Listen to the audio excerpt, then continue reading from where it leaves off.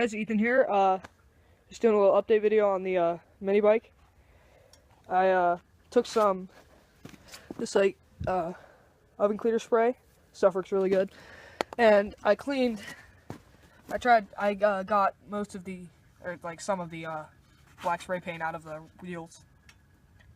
Because they're actually magnesium, and I mean it looks pretty cool when they're not black. So I'm working on getting that done. And same on the back. See, I actually got it running. I just sprayed some starting fluid in it, and I got it running this morning. But now it starts first pull and everything. So yeah, I guess let's start it.